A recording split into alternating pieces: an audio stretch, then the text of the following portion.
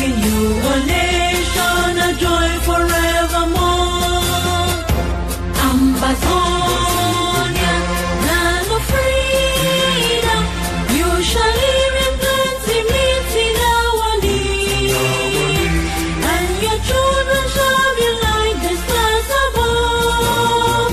The Most High God being the watchman of this nation.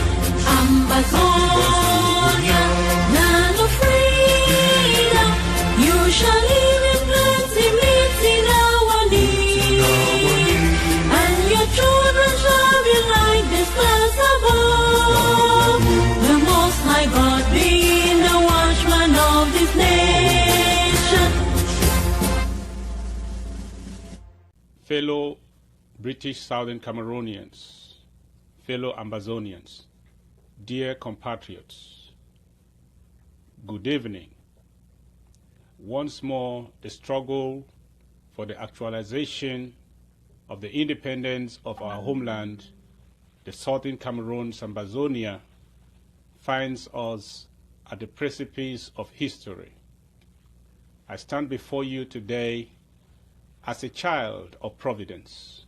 A few weeks ago, if anyone had said, I will be addressing you today in this capacity as your acting president, there was no way I was going to believe it. But when unforeseen circumstances cropped up and duty to our revolution called, I had no choice but to answer yes to the call. Fellow Ambazonians, our revolution has had to pass through different stages and through different leaders within a very short time. When it escalated in October 2016 with a consortium, a short while after that, the regime in French Cameroon banned the consortium, arrested its leaders, and others escaped into exile. The arrest and banishment of our leaders was carefully calculated with the intention to annihilate the revolution. But the revolution didn't die. Those who had flown to safety in exile rekindled the fire of the revolution, forming Sako, and then transforming it to the governing council, and from the governing council to the interim government. French Cameroon hasn't been very comfortable with the rapid progress that we have made less than a year and a half. In complicity with Nigeria and the French government, they abducted our president, Sako Ikome, and 11 other leaders, hoping that the revolution runs underground or is crushed. They were mistaken.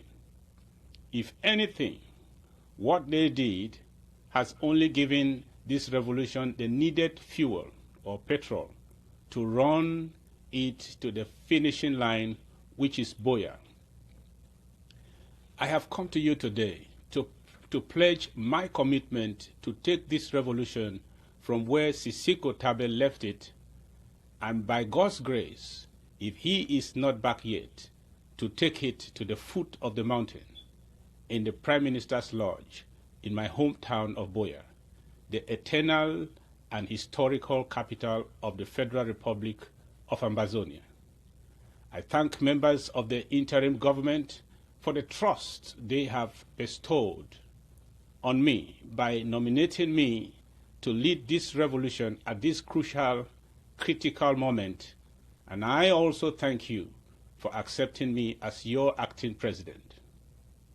My fellow British Southern Cameroonians, Ambazonians, if there was ever a time for all of us to summon our faith and courage to stand upright, proud and combative, that time is now. Our president, Sako Ikome, and our leadership were abducted just over a month ago. In the weeks since, the anguish of that incident has left many people despondent and heartbroken. These feelings have no doubt been exacerbated by the unremitting violence visited on our people, on our land, and into our homes, markets, farms, and streets by terrorists in uniform dispatched by the government in neighboring French Cameroon. Decades of our quest for sovereignty, our long-standing culture of peaceful neighborliness and hospitality has been stretched beyond breaking point from the events in our land over the last year. Yet our people at home stand proud, resilient, uncovered, unflinching, undeterred, and combative, and riveted to the historic prize which is ours to seize, if we can push uphill even harder and further. Dear Southern Cameroonians, Ambazonians, we have seen this spirit in full display across the list of communities, villages, and towns which have borne the full brunt of exactions by the army and gendarmes from French Cameroon, namely Kwakwa, Egbeko, Tadu, Mbonge, Kembong, Bangem, Munyenge, Dadi, Akwaya, Kwen, Ikome, Kombone, Bole Bakundu, Eyumojok, Batibo, Ndu, Kumbo, Awing, and the list is growing. For over a year now, the evidence has been crystal clear for all to see. The turmoil in our homeland results directly from the nullification of the right to self-government and independence in the former British Southern Cameroon's Ambazonia. Over 40,000 of our countrymen and women have been expelled from their homes since the infamous administrative order of last November by the SDO for Manu. Those who initially fled into the forest for safety have been hunted. Those who stayed behind were shot. Our most vulnerable and infamed, who lay hopeless, helpless in their homes, have not survived the wrath of Mr. Biya's marauding gendarmes. A 90-year-old blind mama in Kwakwa was burnt to death in her own home.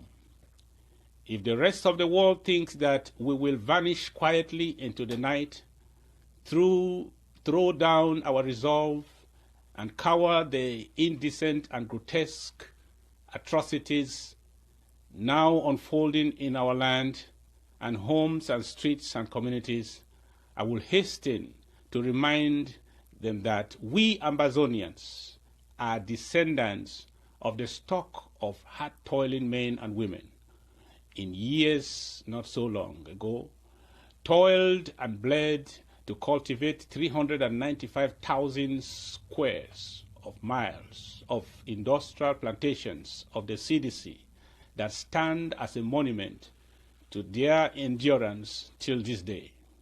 We are the children of the nameless many. On those backs, so many, for so long, have continued to reap where they did not sow.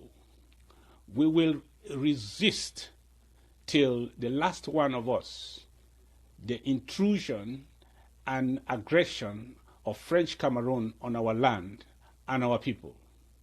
Fellow British Southern Cameroonians, Ambazonians, the citizens of this new republic to which we gave birth last October 1st are prepared to tell the world openly, categorically, unapologetically, here and now, that if they have chosen to turn their gaze to our plight, to be unmoved by our suffering, to remain deaf to our loud calls for succor, if they are unshaken to our protestations and desperate appeals for their intervention in this historic injustice, then we, left to carve our way into history, have decided we must fight.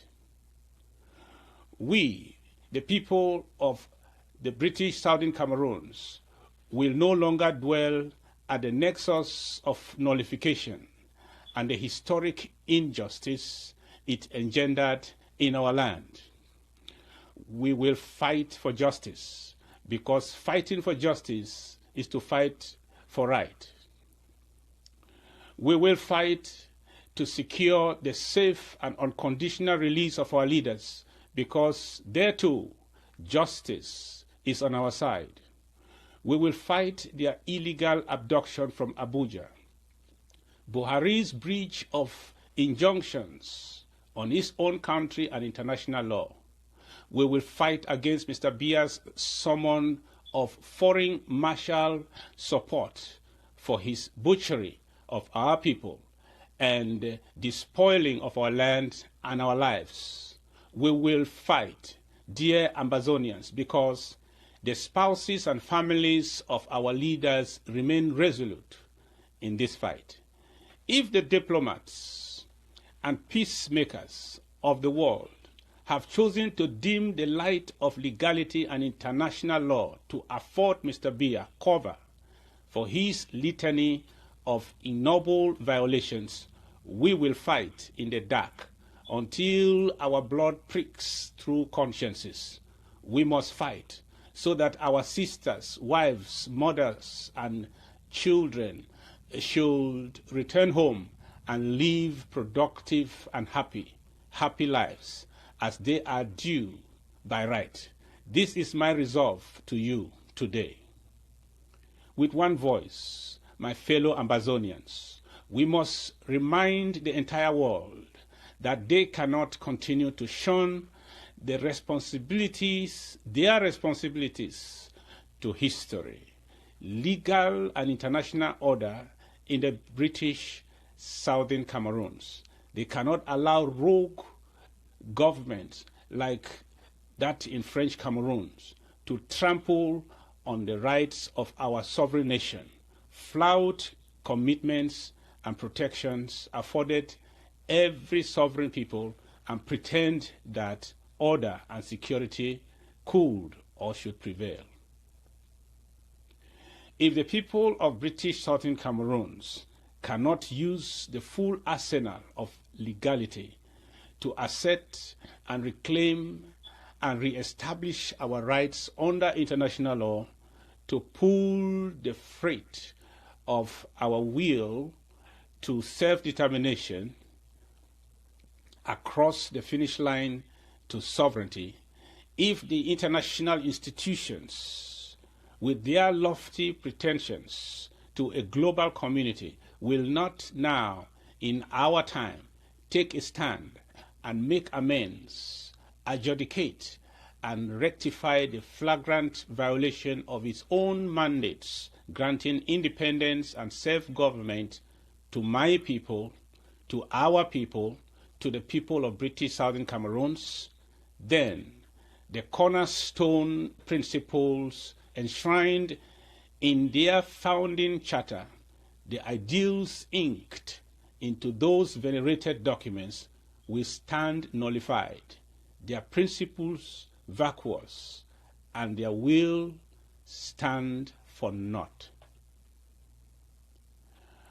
On all fronts, we are engaged in nothing less than an existential battle, and we cannot afford any distractions coming at us from any quarter. Some of them are familiar, and others are agents and instigators inspired by malicious interests and who work tirelessly to introduce discord and disunity in our ranks.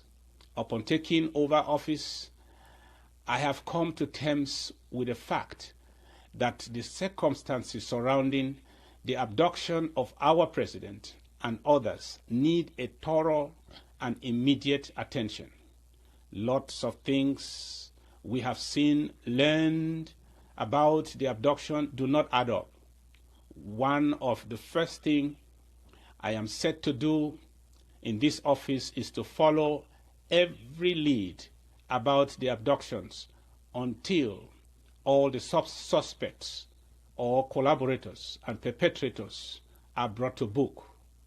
I have therefore, in this respect, asked that any person in the interim government serving either officially or unofficially who knew about the January 5th meeting in Abuja and who was supposed to be at that meeting should immediately step back from playing any role in the interim government until such a time that they are cleared in the investigations I am launching.